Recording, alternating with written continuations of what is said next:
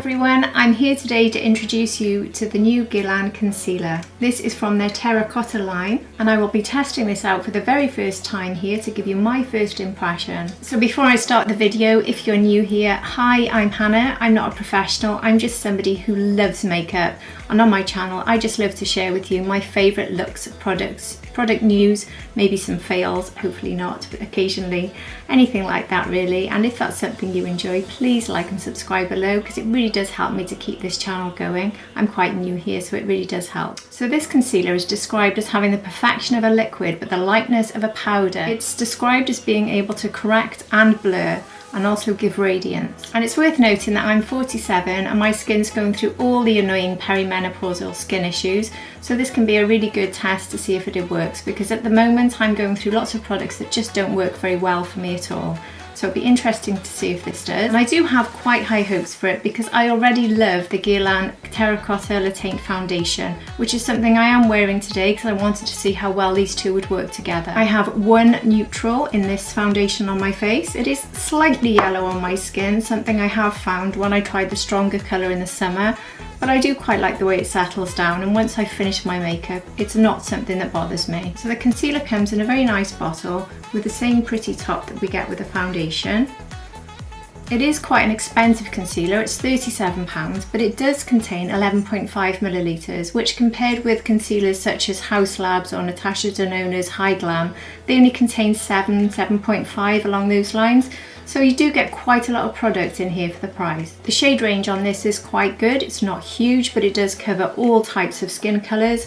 And I've gone for 0.5 neutral. This is the second lightest shade in the collection. I do like to go a little bit lighter than my foundation, so I'm hoping I've chosen the right colour. So on my face right now, I have my skincare, SPF and foundation. But normally I would be wearing a primer on my eyes to cancel out all of this and to prepare my eyes for eyeshadow. And I would always have some sort of corrector here. So today I have skipped both because I wanted to see if this could do the job of all of those things, which will be interesting and very useful if it can. I'm also not very well at the moment, not sleeping very well with a bit of a temperature. I'm not trying to have a moan, I'm just trying to say that my eyes look dreadful. So this is a particularly good time for me to test out a concealer because I do have more darkness. If you can see here, I don't usually have any darkness here. Well, I do, but tiny. And I definitely have quite a lot more this morning, so this is a very good time for me to test the concealer and see if it can make me look well again. On the website it says this concealer has blurring properties, it gives a radiant finish, and also it can correct, so it'll be very interesting to see if it can do all three of those jobs. It says that it's a buildable concealer with 24 hours of hydration. If you want to do an all-nighter and stay up for 24 hours, you can wear this apparently, and it says it doesn't transfer as well. So let's look at the concealer. Oh, very stiff to get out of the bottle. Quite a small doe foot with a contoured tip. I quite like this sort of tip. I think it's better for a more precise application. Now, as I've got older, I've found I've had to use less and less concealer, and quite often, even when I use less, it's still too much. This area here in particular does not want to absorb hardly anything, despite how much skincare I use. I mean, it has improved a bit with the skincare I use, but I do need to be extremely careful with how much I apply here. So before I start here, I think I will put a little bit on the forehead where I normally would apply it, just to see how this applies and if I need to be careful. It feels very, very light at the moment, which is excellent, and I quite like the colour, so I think I've chosen the right colour. I'm using the Nikki LaRose N15 brush, which is very good for this. I'm just going to tap rather than brush into this area to see how quickly it absorbs into the skin. It is absorbing quite quickly. It's not one of these thick concealers. Yeah, I quite like that. This is promising for me because I do need light, fast absorbing serum-like concealers. So if that's something you enjoy, I think you'll like this. So far anyway. I must warn you, I've had terrible issues with caking lately. I think it's winter combined with all the skin issues that we face. So I'm not going to blame the product if that happens on my nose. Anywhere else then I will, but not my nose because my nose has been terrible. But it's not looking particularly cakey, I think. Possibly a little bit there. I think what I'll do, I'll just use a sponge to tap in and we'll see how it looks. But it has definitely given a bit of radiance, hasn't it? Can you see that? Okay, so that area was a success. It is very stiff to get out. Anyway, I'm now going to try my eye area before I go under. I'm going to put that much on, seeing as I'm fairly confident that should be okay. Well, let's see how this does in correcting and blurring. Can it blur the lines? And can it correct all of this purple and disguise my veins?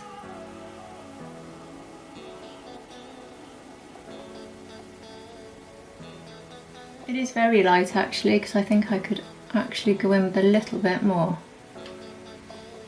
I'm being extremely cautious here when I apply this. I wouldn't necessarily take this much time normally, but I don't know the product and I don't want to make any mistakes. And I also want to give the product the fairest possible review. Well, that's much better now. Well, that looks fantastic on the eyes actually. I'm really pleased with that. Look at that. There literally is no caking. I'm saying this because normally I get this with nearly everything I put on my eyelids. It has really improved the colour and corrected it.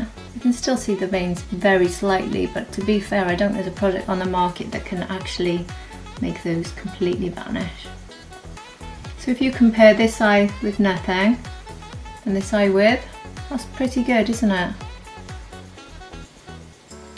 So far so good. This is looking really promising. I'll just quickly go off and do the other eye a minute. So that's both eyelids done now. And the promise of blurring, correcting and radiance, I think, is very much fulfilled. Very, very, very happy with that so far. Pulling it out is the nightmare bit. It's doable, it's just very stiff. So now I'm going to put some, I think I can afford to be a little bit less worried about how much goes here. But that's all I'm going to put for now. Now, obviously I am looking to correct there, but we'll see, that'll do for now. Now, I follow the Nikki LaRose tutorials quite often. They are brilliant, and if you don't know them, then please look Nikki up because she really is fantastic. And she says, when you're doing your concealer, to just tap it in and leave it and go back to it to push the product in, to allow the skin to really absorb it before you go back to finish. So I'm going to leave it completely like that for now. I hope you notice how just tapping for a few seconds nearly did the job. Which for my eyes is really, really, really good, because I do struggle so much in getting products to absorb here. Oh, okay, I haven't used a corrector, so maybe my under eye is slightly happier. I do have a serum on today. I always wear an eye serum as part of my skincare routine in the morning. I put eye serum on instead of a thick eye cream. Again, that was a Nikki LaRose tip, by the way, because if you use a thick eye cream in the morning, it's unlikely that your skin is going to absorb the concealer very well. Whereas a light serum is better. Oops, I over-tapped a little there. Anyway, so I haven't really pushed the product in. I'm just going to leave it, but so far that I've brightened.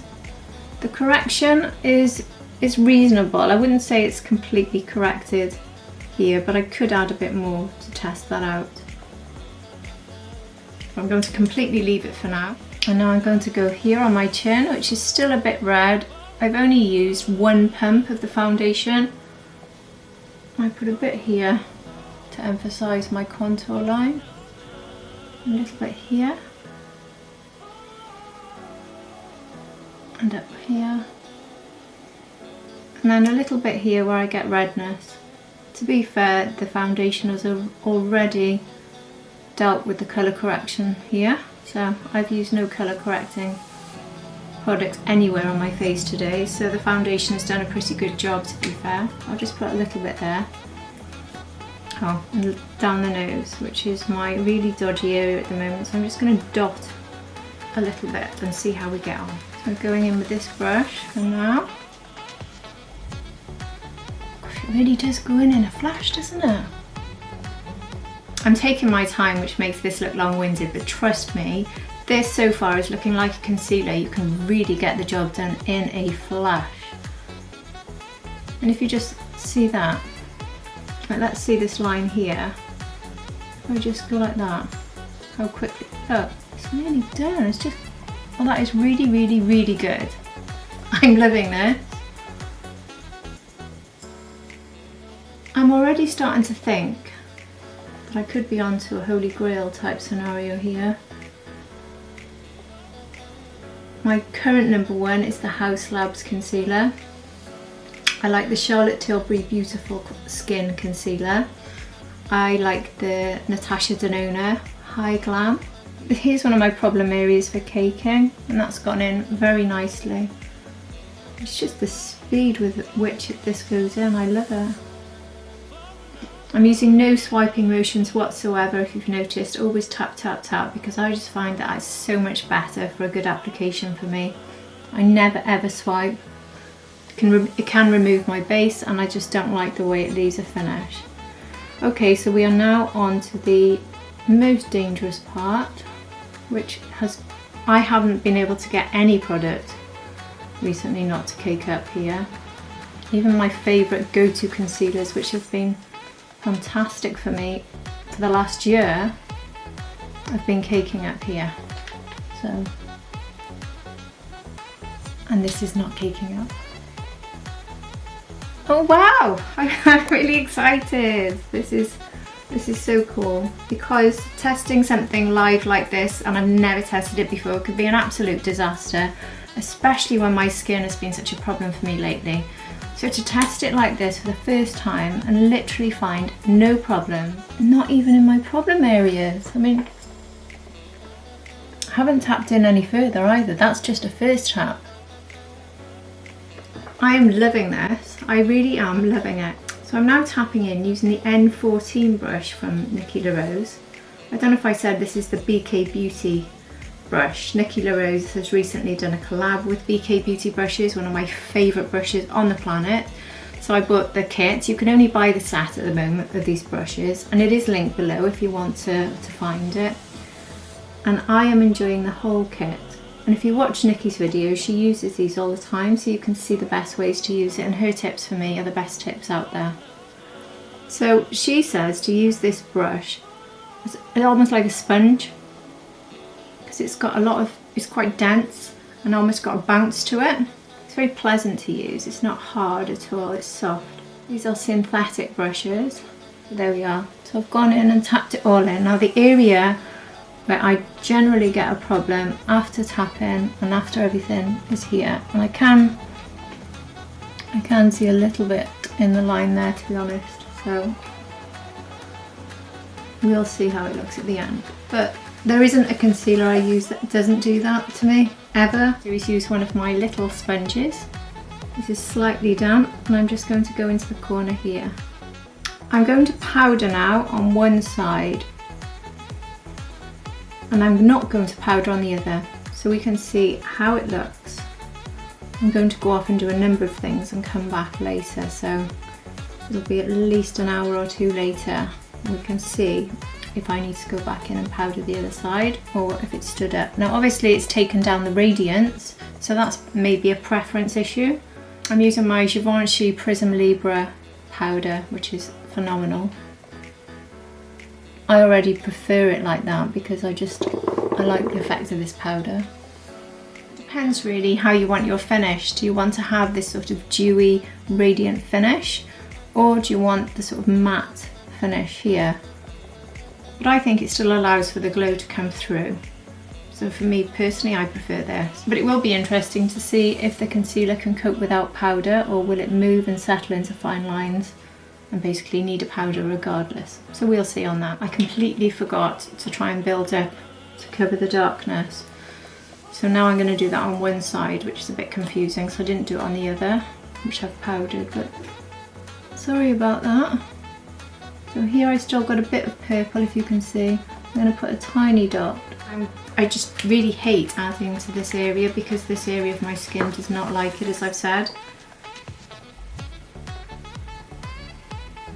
We'll just see. So there we are, that's with an extra bit there, and it's taken it back a bit more. But for me personally, and I do not get a lot of darkness, I think it's better to use a corrector and this. It might have correcting properties, which we definitely saw on the eyelid, but I'm not convinced it's taken down the darkness there in the same way an under eye corrector might do. So for me personally, I would go with the corrector first and then the concealer. But for the eyelid, I think for me, I could completely skip using any sort of eye primer with this one. We'll see obviously how my eyeshadow sits on it. I will definitely have to powder both of these down because I will be wearing an eyeshadow today. So for me right now, this is absolutely fantastic. I love, love, love, love this concealer. But will it last? Will it change? But I'm really impressed. So I will now go off camera. I'm going to complete the rest of my makeup and go off and do a few things around the house to give this a lot of time to settle in so you can really see how this is looking. I will try and leave it as long as possible for you. So the day has completely run away with me and I've actually made it to 7 hours, which is so much better for the review. So hopefully that'll be helpful for you. Not so great for me because I do need to get this video out today, ideally. Anyway, let's look at how it's holding up. So here is the side that I powdered and then this is the side that I didn't. So let's compare the two. It's very hard to say there's any difference, to be honest. I think the unpowdered side, possibly I can see a few more lines, but I'm being really picky when I say that. Possibly here, you can see it's gone into the lines a bit more than it has here, but extremely hard to really spot a difference. This might just be the first concealer I've tried where I don't need to powder it. I could definitely get away without powdering this. I did powder my face everywhere apart from under the eyes. I went on to powder my full face. So the only area of my face with no powder on is this bit here. Obviously when you apply your eyeshadow you do get some powder here, which does give it a bit of protection. But this bit here, there's nothing. I think it's held up really, really well. And then obviously the major area for me, which is a disaster zone, is my nose and here and my chin. Obviously this is down to the foundation and the concealer, but the good news is both of them have held up because I have no caking, even though I've eaten meals. No caking from concealer or foundation here, and it hasn't worn away. And then looking here, zero caking. This is the best result I've had from a foundation and concealer the whole of the winter, without a doubt. I've gone through so many things recently and I've been really upset that some of my real favourites are just not working, and I know that's just time of year. I'm sure by about March, April time I'll be okay with all of those again. And I have been changing different primers, but nothing has been working. But this duo is fantastic. It's done really, really, really well. I will continue to test these two together for the rest of the week. So if I do come up with any other tips or if I do come across any problems, I will put it below for you just so you can be absolutely sure that it has stayed as good as this continuously throughout the week. But I am delighted so far. So I loved this release last year and I definitely love this release this year. This is looking like it has just taken House Labs from the #1 spot, which is fantastic. We're in January and my best concealer from 2023 has already been beaten. I'm delighted. So this review has been really, really enjoyable for me. It's never nice when you have to say a product doesn't work, but this one, as you can see, absolutely worked. I loved this, absolutely loved it. I'm really happy. And I'd love to hear from you down below if you'll be picking this up and maybe you picked up the foundation last year and you'd like to try the two together like I did. I'd love to know if you also found it to be such a fantastic combination. And if you've enjoyed watching, please like and subscribe below. I'm really grateful that you're here and I hope to see you again very soon. Bye.